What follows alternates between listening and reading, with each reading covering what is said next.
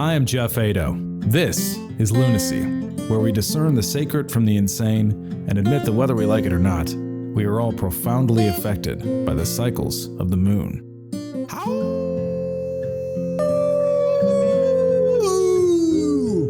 Yeah, baby. My guest today is my good friend Christopher Hicks, who is a self-defense expert. Chris and I did some training back in the day, self-defense wise, with his mentor and teacher, and also a mentor and teacher of mine who has passed away, Richard Machowicz. And I'm having him on the program today because I really want to talk about the importance of knowing how to defend yourself and different ways that we might, how that affects our consciousness, and also different ways that we might engage in discovering new modes of doing that. So thank you for being here, Chris. I really appreciate you being on the show. Thank you so much for having me. I'm excited. Very excited to discuss and talk about this stuff. And it's always great to share. Yeah, great. So first of all, Chris, let's just start with how we know each other. Back in the day, I was studying Zen at the Santa Monica Zen Center, very peaceful existence, and in walked Richard Machowicz, who was a ex-Navy SEAL, who was also in charge of training the Navy SEALs in hand-to-hand combat for something like 15 years, if I got that right. He was about 15 years using the TS4, right around there or something. Yeah. And so mixed in with our Zen training became this warrior training that we learned. We learned a program called the Fist, which is basic self-defense, really, really effective self-defense. And Chris, at that time, you were his protege. You were working with him and learning the ropes and everything. And I was. Yeah. And so you've kind of, unfortunately, our good friend Richard Machowicz has passed away. Yeah. Some time ago from a brain tumor kind of thing. Yep. And so I just want to take a quick moment just to honor the memory of Richard Machowicz. He was a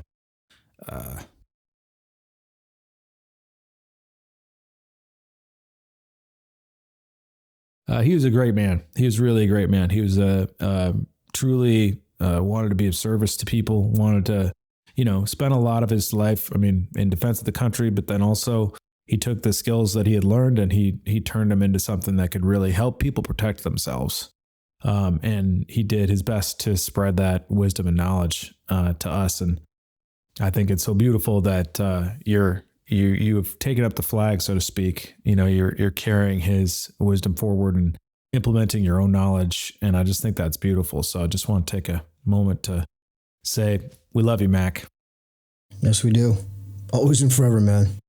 It's always a hard hit for me. Yeah, it's really sad. Yeah. He was taken in a, really unfortunate way, and none of us were expecting it, and he definitely wasn't expecting it. And then that was it. He was on a really good trajectory with his life. And so we just want to honor you in your spirit, Richard. Thank you for being here with us. Yes, sir. All right, great. So I know for me, taking the Fist training was a profoundly transformative event. It's very basic self-defense training, but it's incredibly effective. It's stuff that I would never have thought of, but I keep, every day I think about it. Every day I think about, if something were to happen or I were to get into an altercation, I know what to do. And that's a huge confidence booster for me, just generally speaking. But it's also useful. Fortunately, I've never had to use that knowledge. But knowing it's there changes everything, really. Yes, it does. I really want to create just a context for why we're having this conversation, because it's important to me to know how to defend myself. I find that even though I haven't had to actually defend myself, knowing that I can makes a huge difference in the way that I communicate with people. But the main reason that you and I are having this conversation is that women. Oh man, yeah. Like I know how to defend myself. It's not a concern. I go out wherever I go. My wife, the other day we were chatting and she was like, whenever we go anywhere, we're nervous. Like if I go out in public by myself, I'm nervous because of things that have happened to me. And all women have something like that or some semblance of that, or it might not even been, hopefully, there's a lot of ladies that are lucky enough to not have actually had any altercations, but they get weird looks from people and like they get objectified. Thank you. Yeah. Yeah. Things that obviously you and I don't have to deal with and we don't worry about. No. And also I would add that, I'm on a spiritual path. That's a lot of what this show is about, is how do we deepen our spirituality? How do I love more? How do I create more with my life? How do I be of service? Right. And so then, you might ask, well, why is it important to know how to defend yourself? It absolutely is, especially if you're a woman. Like the fact that particularly for women, like knowing what to do if there's a situation helps you to just get out of the situation cleanly. And also, if the guy does something, you're going to know what to do. And I'm not going to, I don't want to give up the secrets here, but like you will know what to do. And so, I just want to create that's why we're talking that like really totally. You and I have a commitment to making sure that everybody knows how to defend themselves, but particularly women. I have a particular thing with that. And I just finished, I haven't taught a seminar in about 10 years. And I just put a seminar together, taught just about a month ago. That's the first time I've done it. And, it was only 3 hours. They billed it at 3 hours. I wanted 5. And we went 5, because there's so much to learn, but so much the important stuff is, you're right, Geoff, we don't deal with a lot of stuff women have to deal with. Exactly. And I think as younger men, we don't realize that, until we get older. Well, we are involved and we're a little bit more mature and we can see that. And, just like me and you want to go for a run, headphones on, no shirt, headphones blasting as loud as you want. You're pretty okay. Mm-hmm. That's right. A woman can't do that. Having her headphones on that loud. Yeah. They gotta be aware. She's in her little skinny top and she's got that thing blasting and she's running around. The likelihood of something happening is just that much higher. It's a lot higher for a woman, for sure, because they're easier. Make yourself prey. Yeah. And that's a big thing where I just saw something in the news the other day where women in New York subways are going out in extra large t-shirts, and they said the Subway t-shirt, and I thought it's not the Subway shop t-shirt, they're calling it a Subway t-shirt because you wear it on the subway. When they go out, you wear it on the subway, and they're wearing these big baggy clothes around the subway so they can downplay, like they're going to work out, right? They're going to go to dance class, they're going to go to yoga class, but they're not wearing the tight, skinny stuff. It's on, but it's underneath this giant sweatshirt or something like that. So they downplay that. Yeah. Again, that's just smart. Don't blame them. Yeah. And don't wear a burqa, but I get why you would do that, Yeah. And it sucks that it really sucks that they can't just go out and enjoy life and be who they want to be, and just, you have to be very smart and precautionary. And it doesn't mean you can't go out and be fearless. Fearless doesn't mean not to be smart. Right. I mean, you have to gauge where you're at, what you're doing.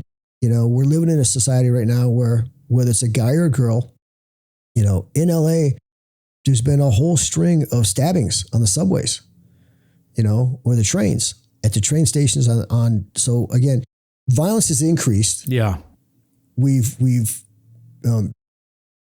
deregulated the police. We've taken money away from them. Not that they're the answer anyways, because, right. Unfortunately, police are strictly a reactionary issue. They're going to get there after it's too late anyway. Yeah. They won't be able to defend you in the moment. You have to know what to do. When has there ever been a cop when you needed one to save your life? It's super rare. Unless it has happened. It does happens. happen. I've seen karma happen, across the street. That makes me feel comfortable that she's there because I know if something happens. Yeah. You know what I mean? And a fireman neighbor. I'm stoked about both of those things. But the point is, And also the level, unfortunately, you know, the income gap between rich and poor is growing, particularly in LA. It's like there's so, you know, being completely honest here, a lot of the reason we moved out was it was getting sketchier and sketchier there. It has. I'm not saying sketchier. Like I give up on LA. I love you, LA. I'm just saying that, like, and I do, but like there are some problems that are not being dealt with in a way that is working.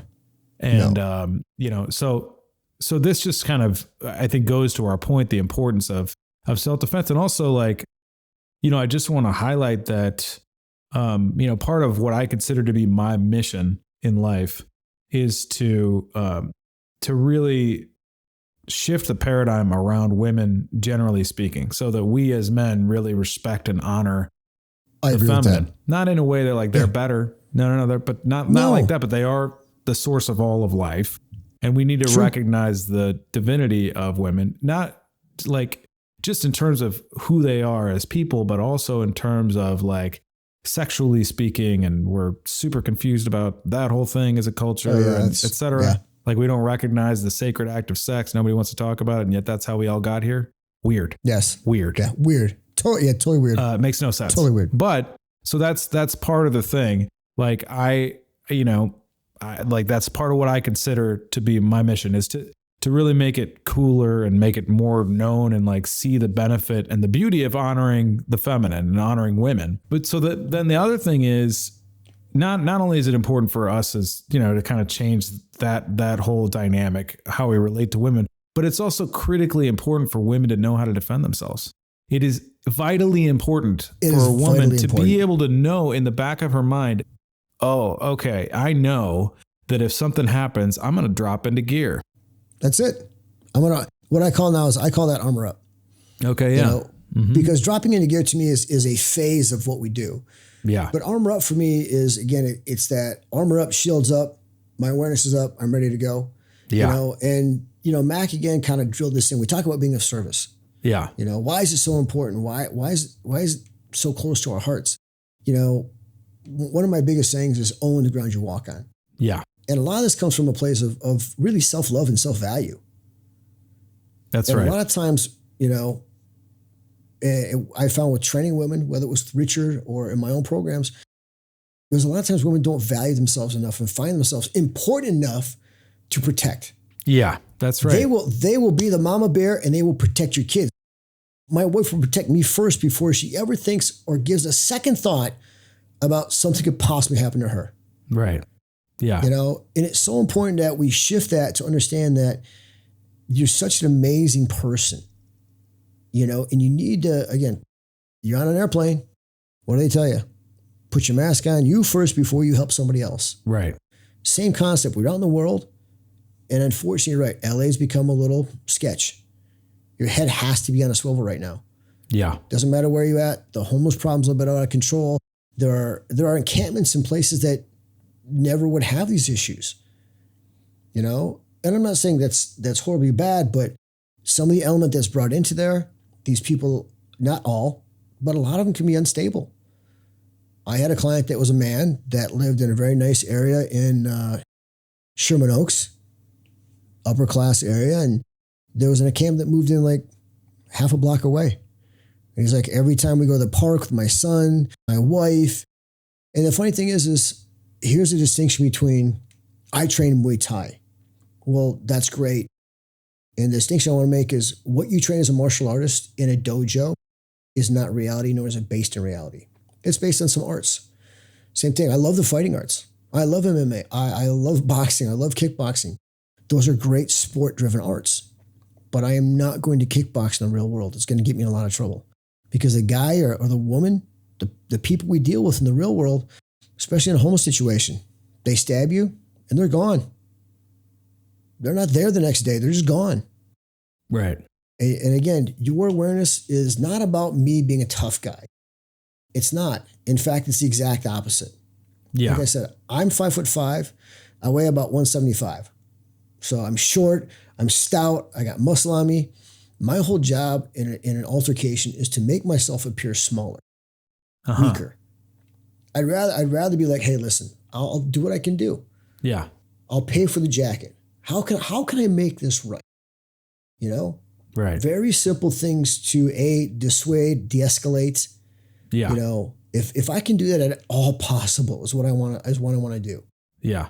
Because I know the truth is if something actually has to happen, it's going to be far worse and far more violent than what I think is possible.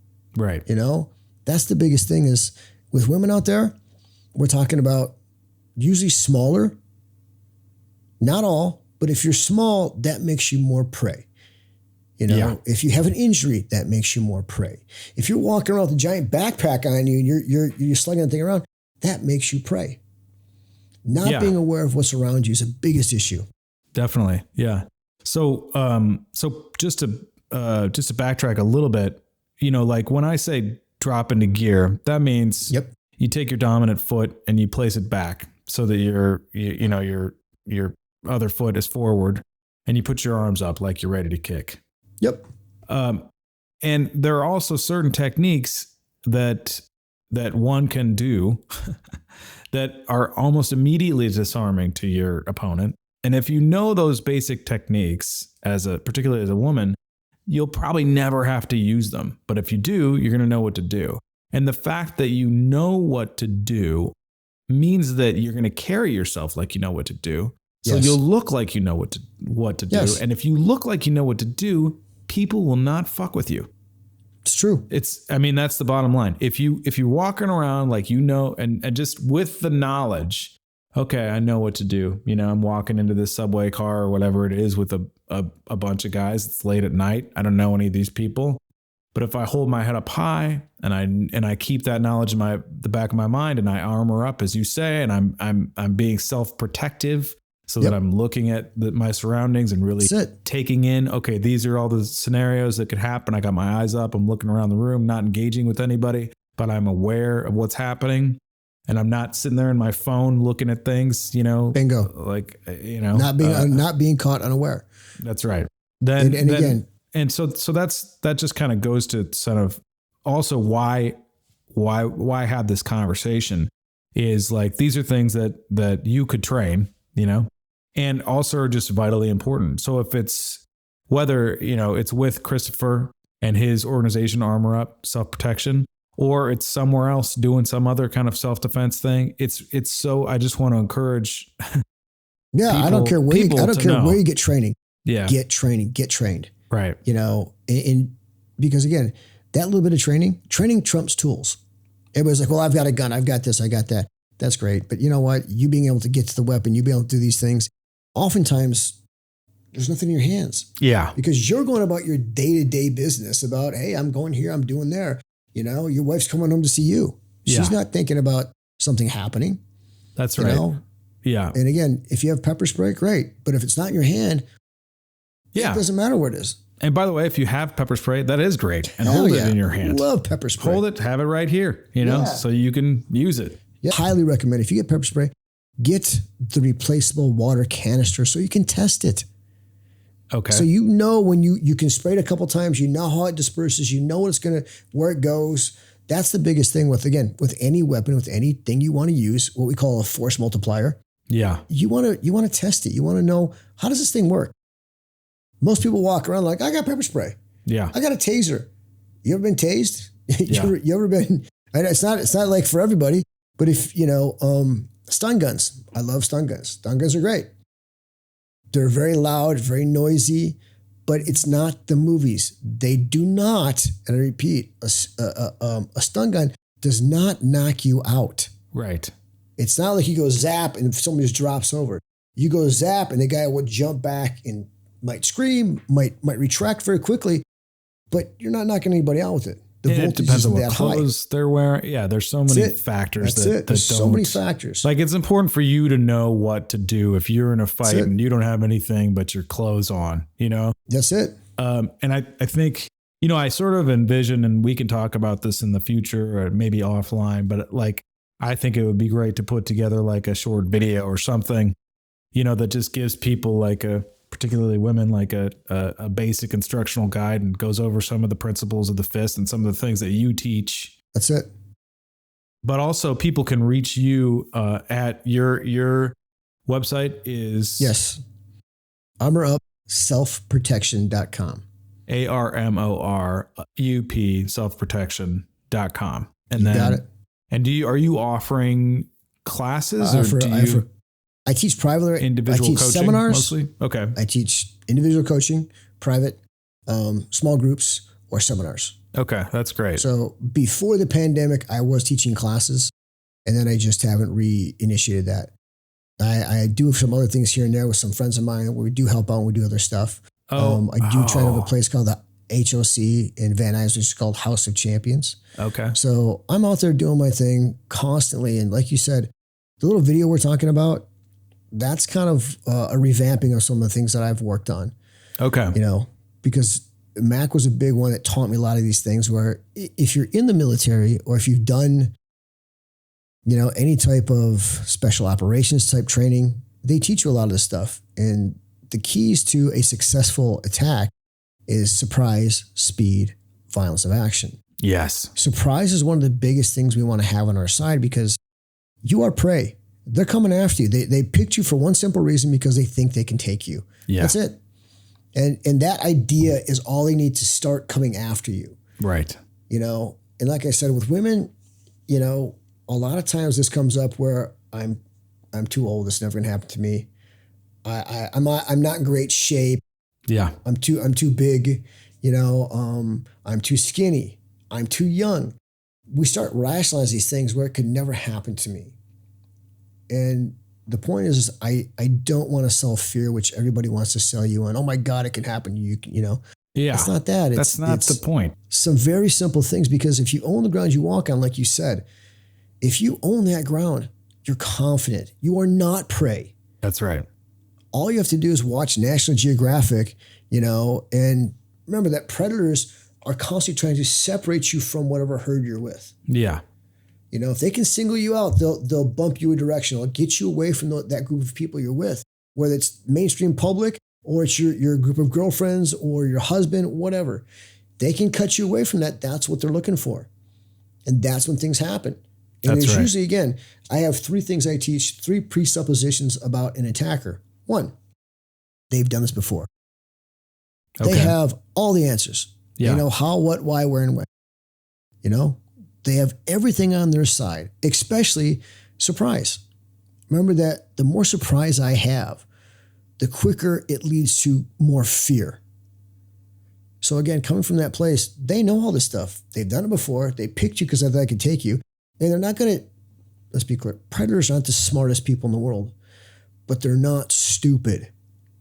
Right. They're setting this up so they can be successful. And some of them are really smart.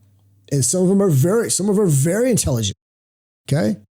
I'm talking about your typical person that they talk about that's got a big rap sheet, but it doesn't mean they're stupid. No. What they're looking for when we say that is they're looking for easy opportunity.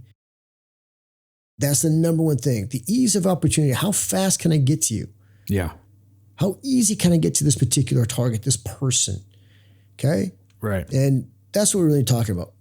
Yeah. We're talking about that. Yeah, exactly. And so the, you know, I think, you know, first of all, the importance of, I don't know if we drop a little knowledge here or not, but always drop knowledge. You cannot hurt to share the knowledge, Geoff. That's what it's about, being of service, right? Okay. Yeah. So one thing without there are doing, no secrets. That's right. So without doing the whole video, you know, the fist training, which again, like, you know, Chris and I think we should talk a little bit more offline about maybe doing something, because I think it'd be a cool adjunct episode or something along those lines that people can like watch and be like, oh, this is what I do, you know? Right. Yeah. And even what I'm about to share, or what we're about to share rather, is something that you would need to practice with a partner anyway, because it's not going to come naturally. It's weird, but it works. And with the basic fist training, you know, the lessons are drop into gear, and then your first target is the eyes. That means you poke somebody in the eyes with both of your fingers on each hand, like you're just talking to them, like, hey, no big deal. Right in the eyes, as hard as you can. Very, very hard.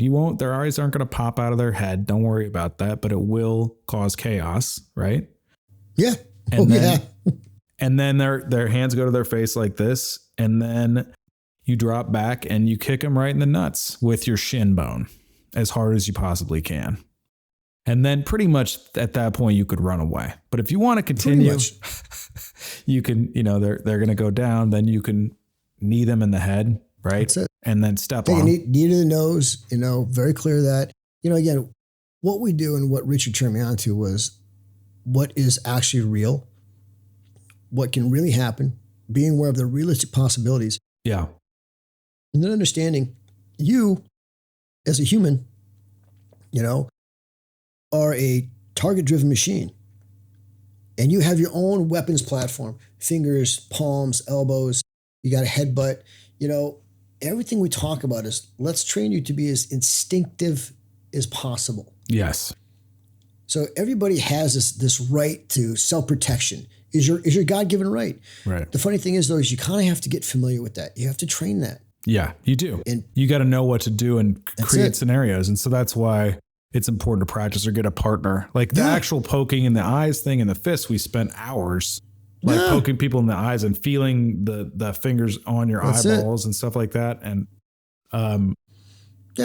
but also, and I want to make this clear because again, like the mission of this show and a lot of what we talk about is the love operating system. How do I love more in life? And how do I create more love? How do I be in love with what I'm doing? How do I give love to other people? How do I be loving in this scenario that might be uncomfortable for me? How do I love myself more? And, we're talking about self-defense in a way where somebody could be attacking you. And so I want to be clear that the fear-based model would have us shy away from such an event and cringe and back off and probably not have the good results. Okay, let's just put it that way.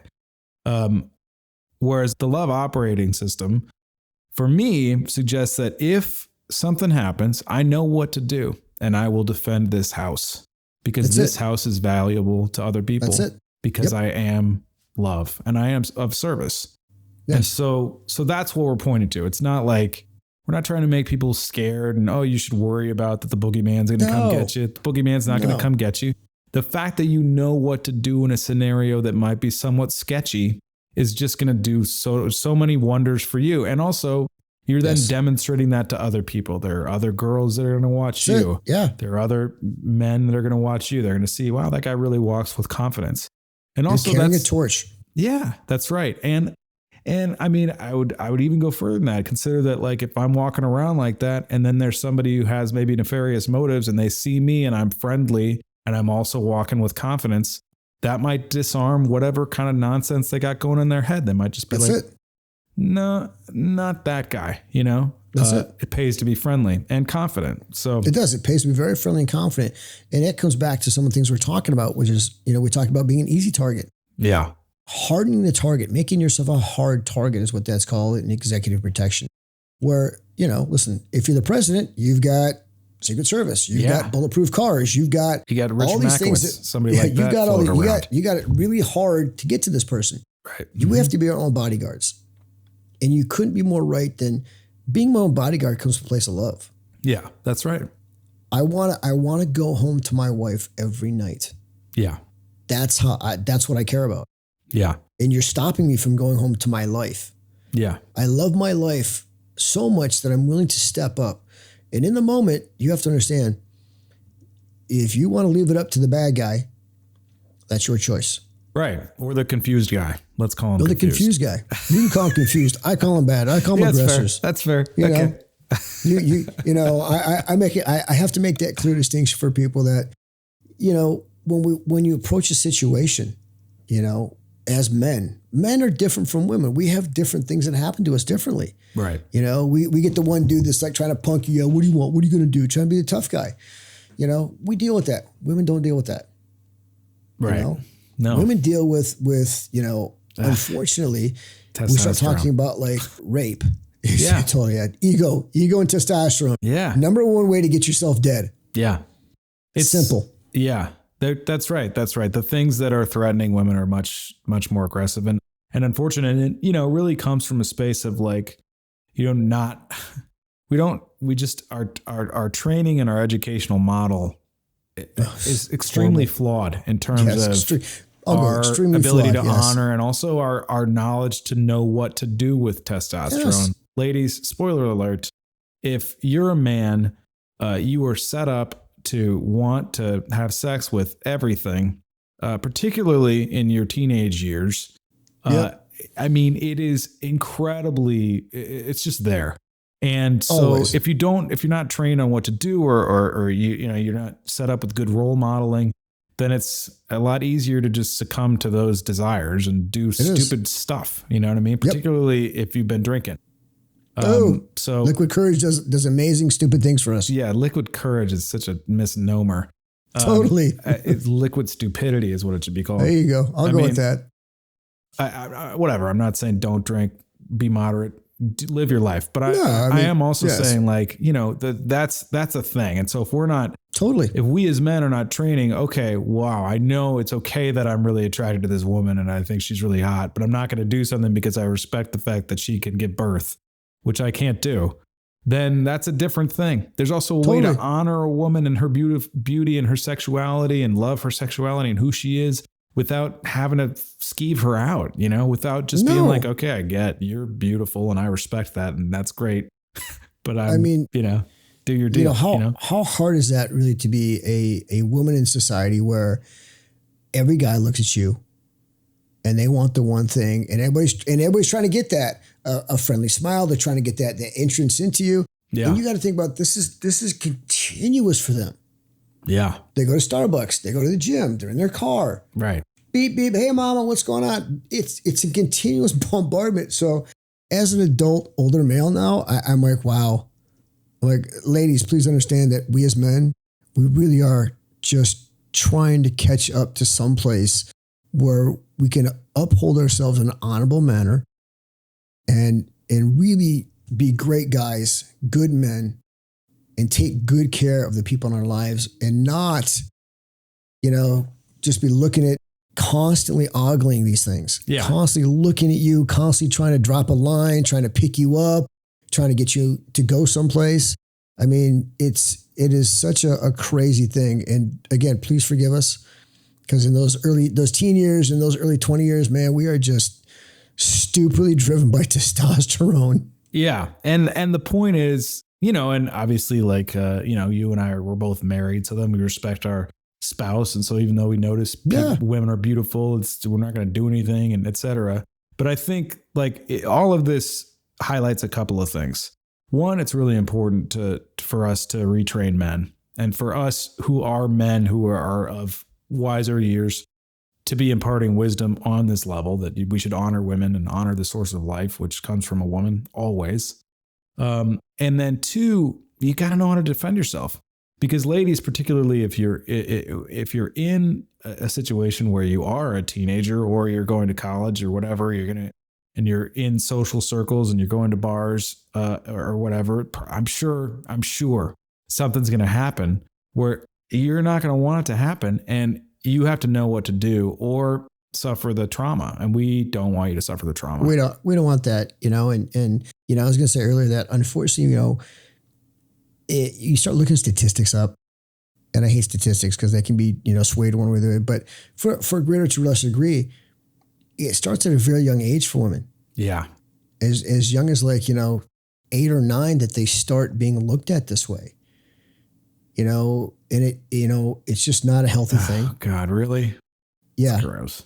And it gets even worse by the time in your teens and your 20s. And what's worse is again, you've got the guys that you know, you think, oh, this guy's my friend. A huge part of rape and in the rape and that issue, everybody's thinking about, oh, this horrible man, you know, beat her up and he stabbed her and did this. Yeah, there's that guy who does that. But a larger number of rapes are people you know. Yeah, that's right. Are your friends, are your coworkers, are the people you hang out with. These are the ones that go unreported. Yeah. Because you're in fear of your job, you're in fear of losing face, you're in fear of something. And again, you know, it's one of those things that just has to be put out there. Yeah. We've gotten better about it. We've gotten so much better. But, you know, again, a woman, I hate to say that a woman should be free to wear what she wants to wear. But we talked about this earlier. Right. There are certain places you want to go where, listen. Wear the subway shirt. Wear the subway shirt. Be smart. Travel in groups, travel in packs. If you're going to go out with your girlfriends, travel in the pack. Yeah. Don't travel by yourself. And we all know, we've all heard about, people dropping things in your drinks. If you're out drinking for the night, keep an eye on stuff. Just don't drink. In that moment, it would be a smart thing to do. I mean, anyway, pointing to what you're suggesting, a lot of times you're not expecting a situation to happen. This person and then whatever. Again, a lot of times this happens with substances, particularly alcohol, where the guy that you thought was your bestie all of a sudden is groping you and you don't know what to do and you're just like freaked out. Hopefully you have the wherewithal to be able to leave, to stop it or leave it, but also knowing how to interrupt it in a violent manner that's going to defend your honor and yourself is really, I think, critically important.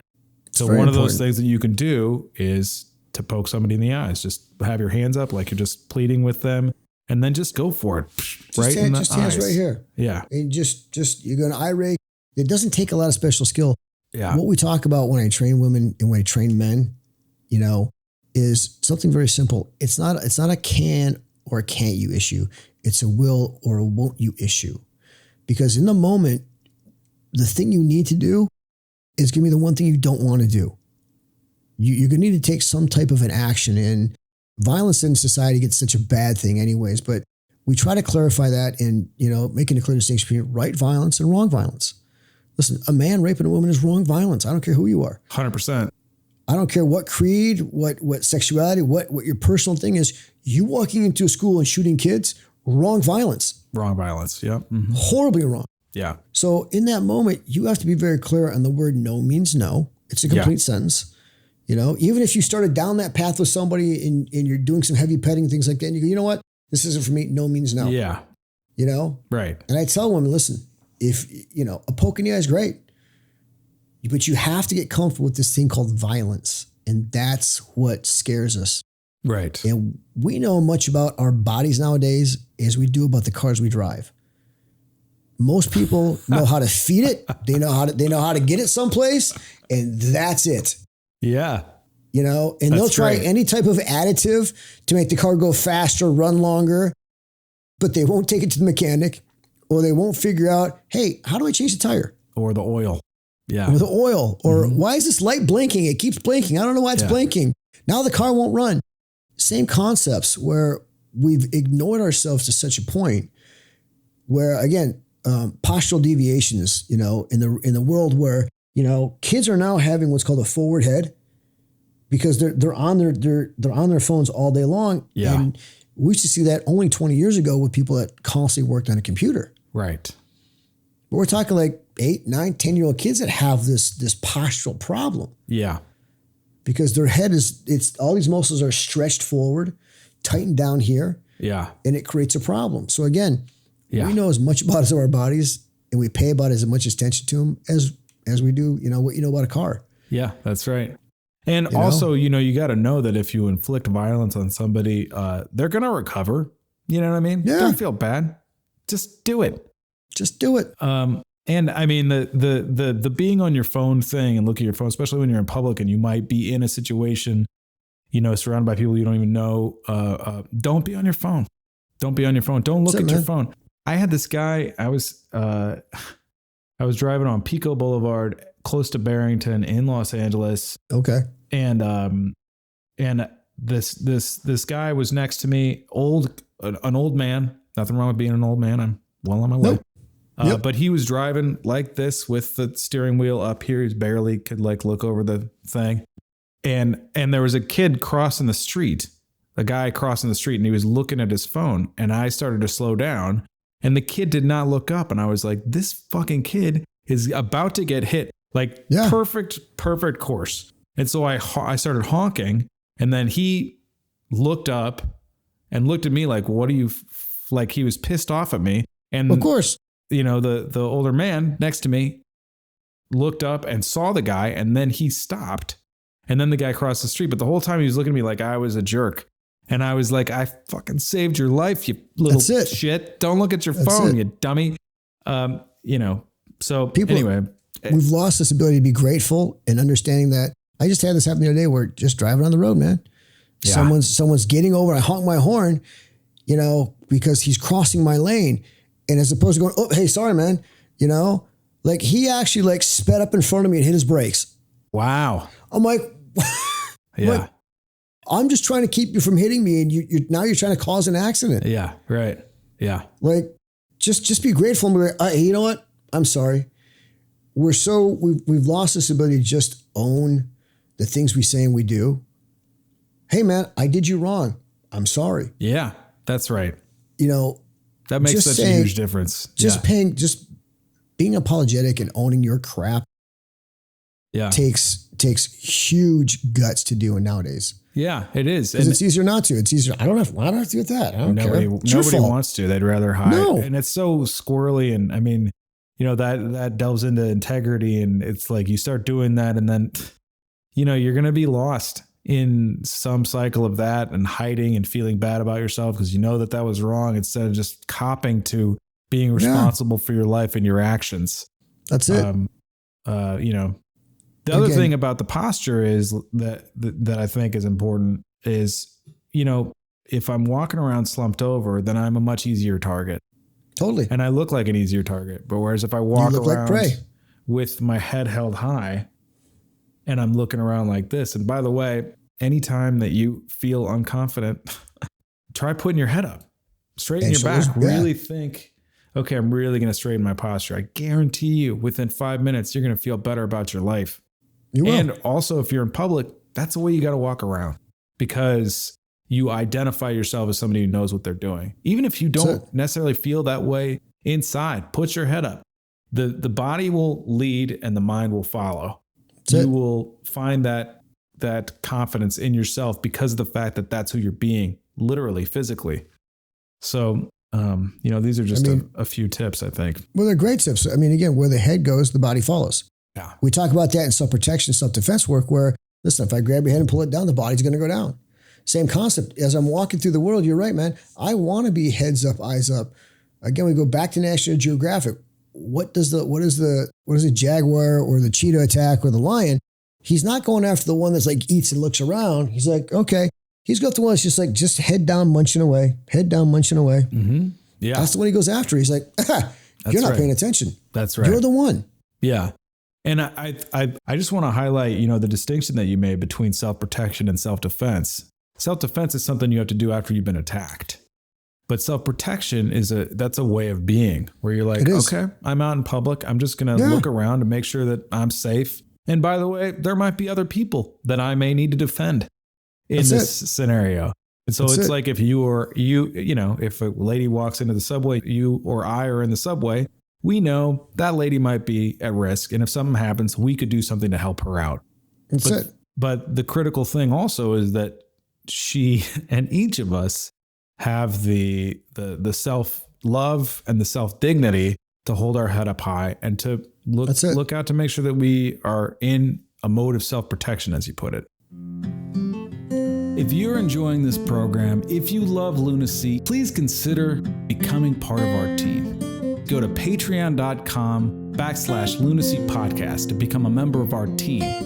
You can choose a number of different levels to support us on a monthly basis so that we can continue the work of exploring the love operating system, how best to be of service, and how to live life to the fullest. Thank you so much for your support. Much love, everybody. Yeah, I want to be aware. Again, I really feel that, I won't put a number on it, but to greater degree than less degree, most of the things that are going to happen to you, if someone's coming after you, if you're just up and being aware. We do this drill. It's something I added to one of the trainings I do now. The last seminar I did was, we just call it the walk around drill. And Mac would talk about this when we train and do stuff. We do private training with people. But we did this with, I think we had 35 women, broke them up into about 10 or 12 in 3 different groups. And we had 3 different drills we did. One of the drills was the walk around drill. We had one instructor. They just spaced themselves out in a big area. And one person had to walk through all the people. But as they walk, they're constantly eye contact. Getting just comfortable making eye contact. Yeah. Not trying to eye fuck somebody. Not trying to like I'm gonna just hey, I see you. You're letting that predator know, I see you. And that's all it takes is for him to go, yeah, I'm gonna find somebody else. Right. Or another one we did is we did what's called, you know what, not now. how you approach a corner, how to pie a corner. You know, whether it's a tree, whether it's your car, you know, when you approach things, people want to stay right there as opposed to, let me go out and around. Let me see what's there. That's interesting. I do that. Simple little things. Yeah. We did one, the last one we did is what's called it was just called a static weapon. A static weapon is something large that's kind of non-movable, like your car, a table. Okay. You know, and what we do is we use that as a drill where we've got an aggressor and we went for about 10 to 20 seconds. The first call is go, and the aggressor is constantly chasing this person around the car. Your whole job is to keep the car between you and the bad guy. Yeah. The second call is enter, and they've got to enter the car, passenger side or driver's side, lock the door. That's it. Okay. That's the whole drill, is just keeping something between you and this person. Right.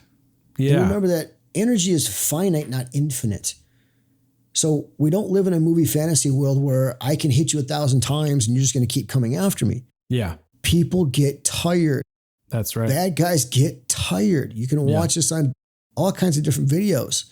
Guy comes in and starts beating on somebody, and after about 10 to 15 seconds, you got to understand that most of these altercations don't go beyond 30 seconds. Yeah.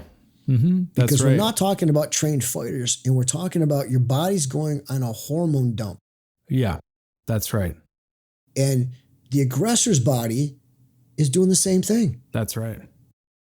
And if you're going into fear, you're in trouble. But whereas if you control that and you know I can do something, by the way, you know, your first line of defense is your voice, right? That's it. I mean, you can say, lines, hey, you know, if you yell at somebody who you think is going to approach you, or like, help, or like, hey, what are you doing? If there's something that's so powerful about that, and it attracts attention. And also, that's a big thing. You want to attract attention to yourself. Exactly. Yeah. Because again, the prey is going to try to separate you. And I tell this vehemently, bad people do bad things to good people when nobody's paying attention. Right. That is the number one thing with the women's skill is, and one of the hardest things that women have is to get loud. Yeah, that's right. To bring their voice. They've been trained and cowed down. Like, good girls don't do that. Girls don't say this. They don't behave this way. They don't act that way. Stupid. Same thing with like this. We talked about, we're talking about ogling and how guys always approach them. It's a conditioned response that if I smile at you, you're supposed to smile back at me. It's almost obligatory. And in the real world, like if that happens, you smile at a girl at Starbucks, she smiles back. She's just open an invitation to you. That's how it's viewed. You think maybe she's interested. And so that could go any number of ways, but it could go bad. And getting women to understand that when you're in public, you do not have to return a smile. No. You do not have to pay this person especially if you feel any uncomfortable. type of attention. Yes. And it's such a stereotypical thing where, a guy can behave a certain way and he can be considered manly or he can be considered strong. A woman just declines your help. Hey, let me help you with those. Let me help you with those. And she's like, no, I've got it. I've really got it. And now you're just a bitch. Now you're just this pariah all of a sudden. Right. Which is, again, it's this horrible stigmatic thing, but that's when you've got to go, listen, you've got to be comfortable with yourself. You got to love yourself enough to be like, I can do this. And no matter what anybody says, I'm still okay. That's right. Yeah. You don't have to let anybody in. Yeah. Yeah. It's interesting. I was just, I was in a conversation with a spiritual teacher friend of mine, and he was saying his philosophy, which I actually agree with, is that, evil comes from people. Like, we create the evil.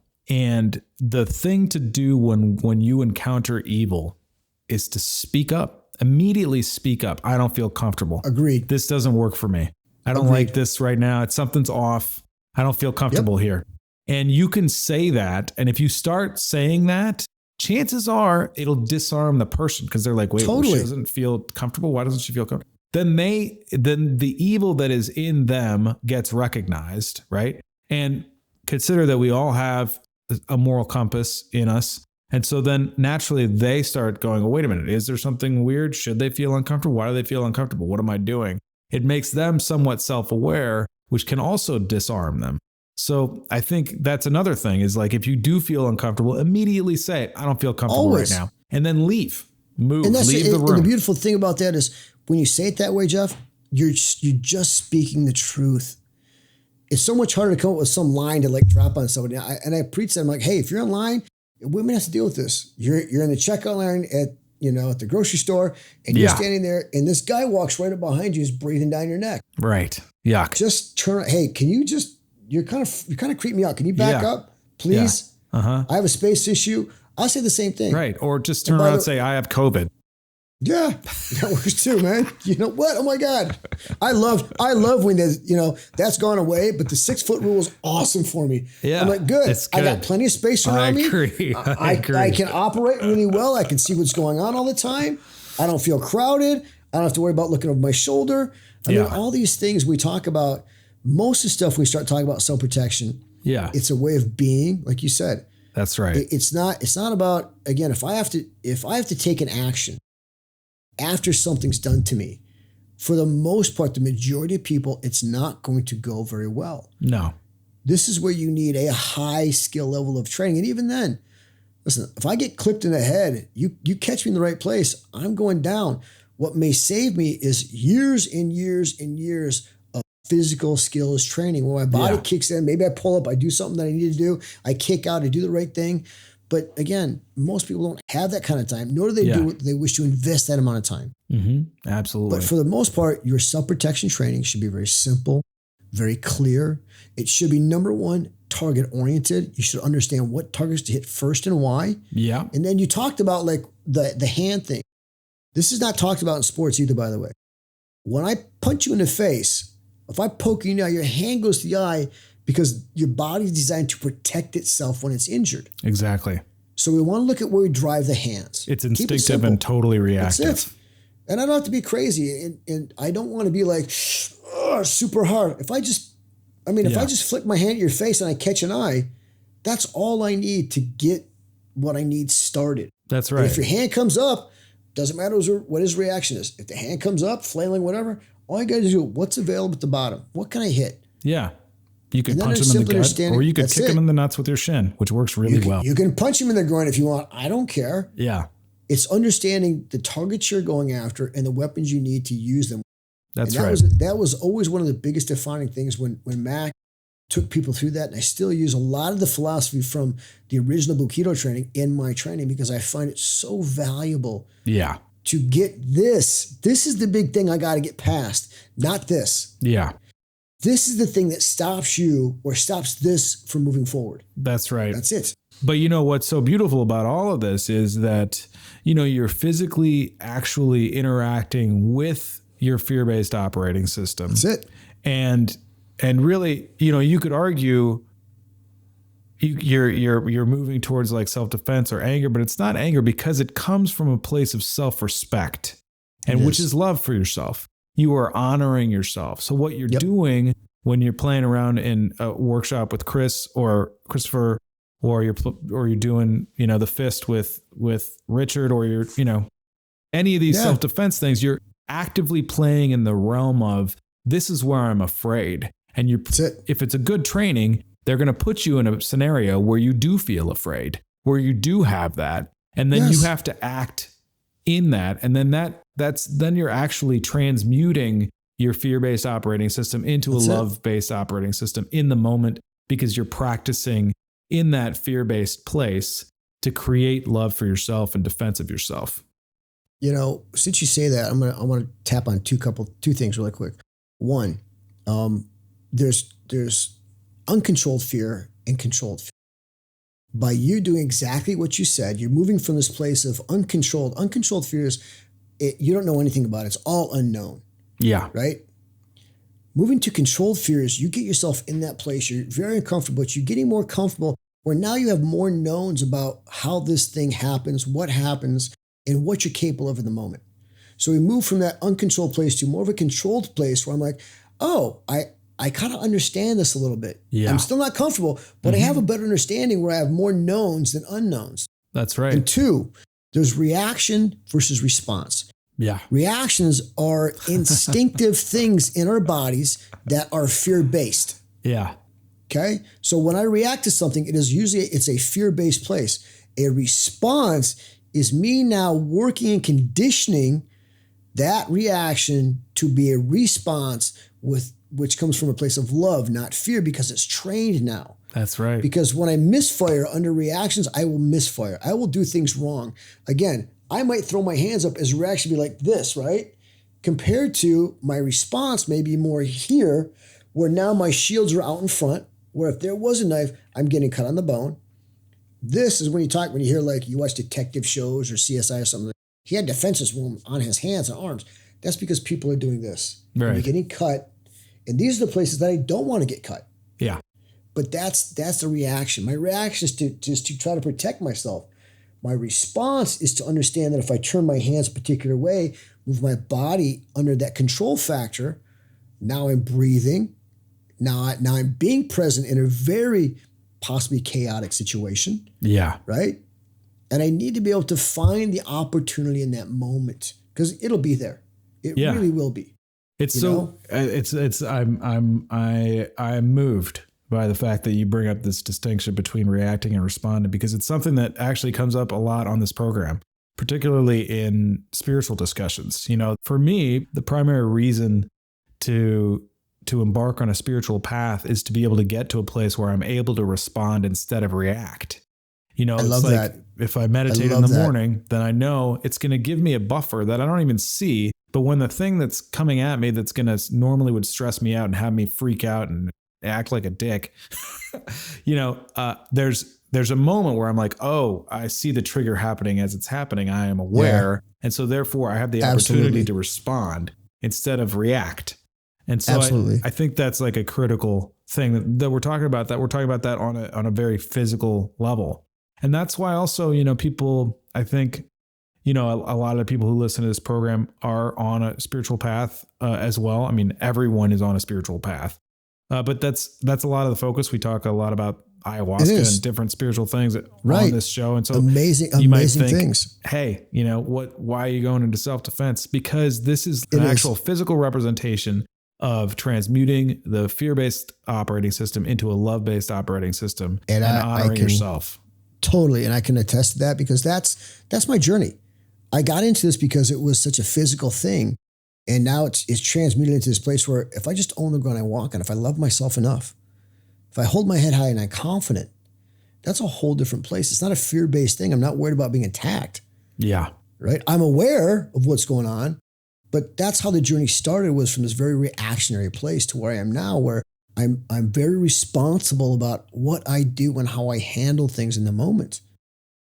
Yeah. It's such a beautiful, I love that how you put that in there, where it's a very, again, own the ground you walk on is as much a physical as a mental, as a place of spiritual being for me now. Yeah, exactly. And, you know, the path of martial arts is that is the path.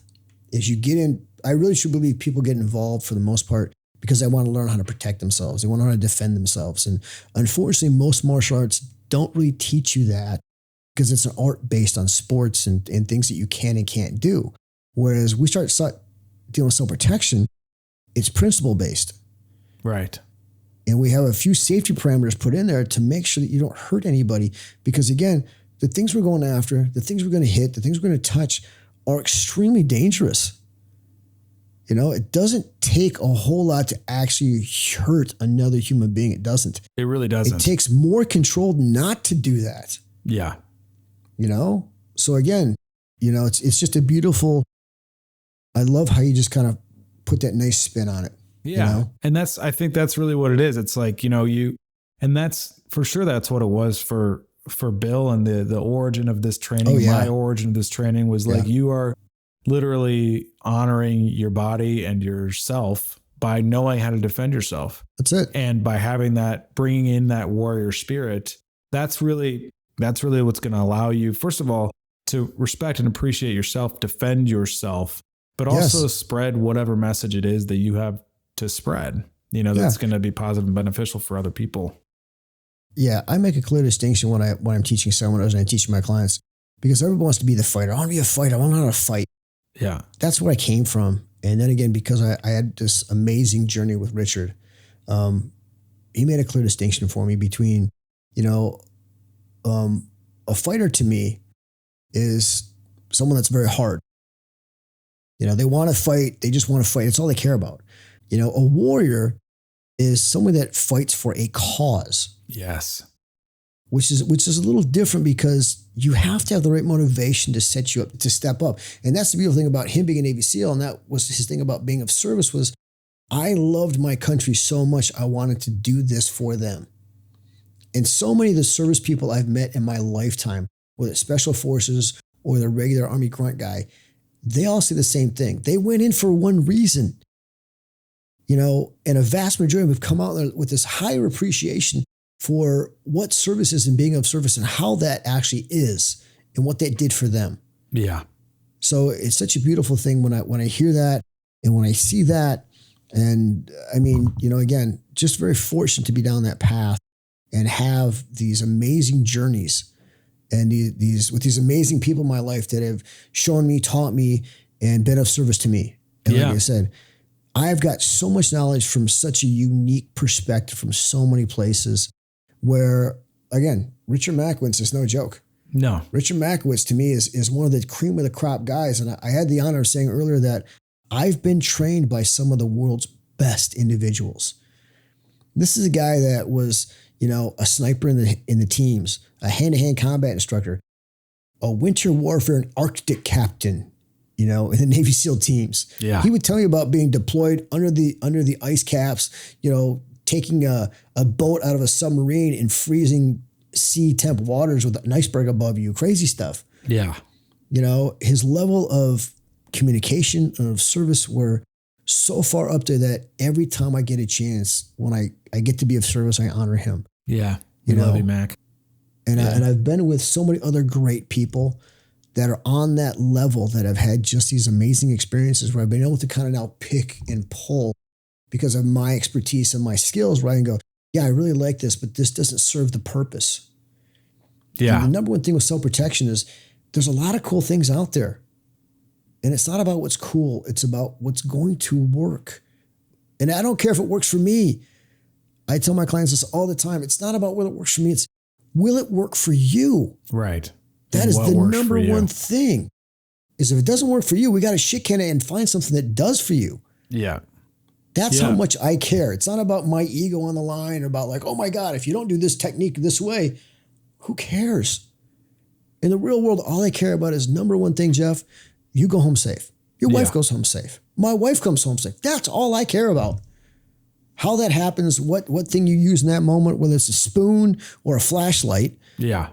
Because there's so many things out there. A really bright flashlight in someone's eyes, that works fantastic. Yeah, for sure. That'll shock somebody.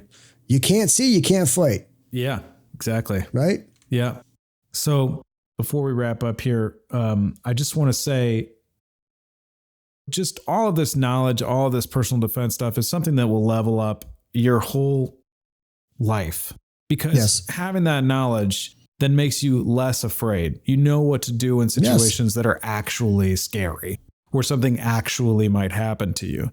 And as you pointed out, the warrior spirit, having a cause to fight for, for sure, changing the dynamic, the paradigm of humanity so that, we really respect and honor the earth. We honor each other. We honor women. That's something that is absolutely worth fighting for. And it's not like we're going to go beat people up and to do it, but knowing how to defend myself makes it much easier for me to spread that message and to impact other people because I'm not afraid of them. That's it. And so then it's a lot easier for me to engender compassion with them and get to where they're coming from and listen listen with their ears. Because I'm not, that's not a worry. I don't have a concern about that something might happen, even if, and usually that's not, but that could be like a very underlying thought. It could be. So, I mean, are you ready? How are you setting yourself? Are you controlling your space? These are all the things that come up around self-protection, is how to control the space. If I control the space, I control the fight. I keep it really simple, you know. And just a quick thing on the fighter versus the warrior issue. The sum up on that was, it's easy to be hard. It's hard to be smart. And when you're so hard, when you're hard, it's in that moment, it's hard to be smart. It's hard to see that there's other options than just this one thing. Yeah. So a lot of this, what you keep talking about is being open to the other possibilities where I don't have to do this. Yeah, that's right. I mean, this is not what I want to do. And like I tell most people now, it's not that I don't have fears. I'm afraid. I have the same goofy thoughts about, I see some big black guy in the car. I'm like, oh my God, that's a big black guy. I mean, immediately I get weird. I get stupid stuff in my head. And I go, shut up, dummy. Okay. Right? You know how to handle this. You know how to take care of this. Yeah. My and by biggest the way, that fear. guy's probably not dangerous, you know? No, exactly. It's just some stupid thing in my head. Right. Small mind versus big mind, right? Yeah. Mm-hmm. You know, but what I want to say that is, for me nowadays, my biggest fear is not that. My biggest fear is that when I take the safety off the weapon, that's my biggest fear. And I've yet to find any reason to do that. I've had one altercation pretty much I've had a few, but in my more adult life, I think it was like 35, 36, I had an altercation. That's the last time I had anything. The times that it's going to happen to you are so few and far in between. If ever. But if ever. But the mindset and the confidence and what you get from that changes who you are fundamentally. Yeah, that's right. Makes you better, makes you stronger. Can it increase your capacity for love? Yeah. That's what I want, because, you know, fighting and loving are man, they're really close in a lot of ways. That's a whole nother discussion to get into, but the passion I have for my wife is believe it or not, is a very similar passion that if I've got to take something apart and go after something, I do that because I want to go home. I love my life so much, love my wife so much that I'm doing this so I can just go home to her. That's it. Yeah. That's all I care about. Yeah. I want to simplify that, find the right ways to motivate myself to make sure that I come home safe. Yeah. And at the same time, don't be stupid. Yeah. Right. Check the ego at the door. Yeah.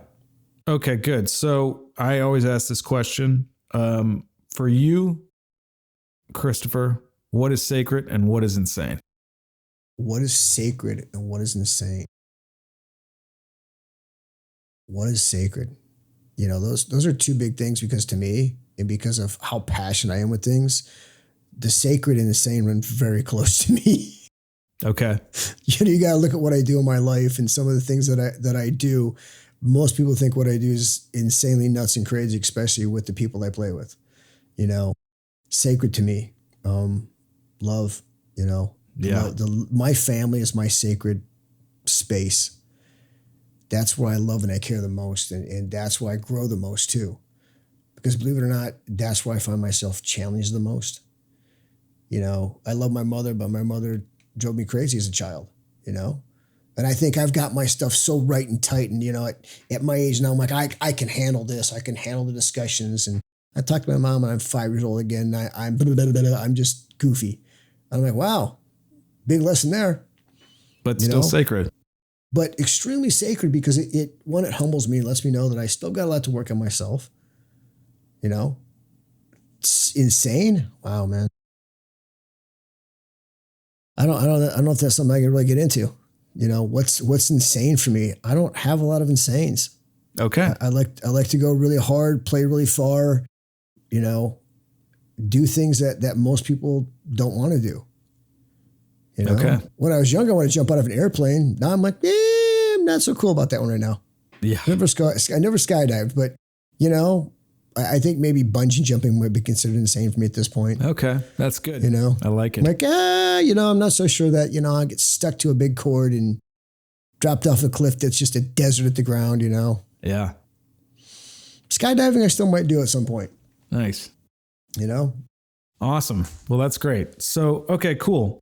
Well, I just want to acknowledge you, Christopher, for continuing to do the work that you do, really teaching and training people how to defend themselves, really making the distinction of self-protection and living the life that you're leading. And I really also want to honor you for honoring Mack, you know, Richard Machowicz, who's been a huge influence and teacher in my life. And I just really feel like, you know, he's proud of you right now. He's proud of me. He's proud that we're doing this conversation.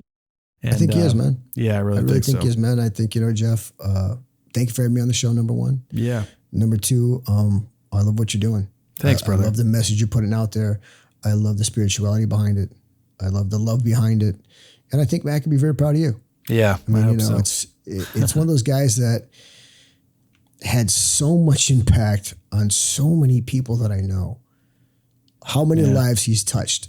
Yeah. And what a, you know, I'm looking at his picture right now and I'm just like, you know, again, truly my brother, He was definitely my big brother to me. And I spent so many years just getting my ass handed to me by that man. Yeah. You know, mentally and physically. Yeah. And I grew so much from that place and became such a better person because of that. Yeah, totally. You know? Yeah. Anyways, all right. Thank you so much. Thank you so much, man. My pleasure. Thanks for being here. So Lunacy is a creation of myself, Geoff Eido, with podcast management by Kimberly Joy Voice, LLC.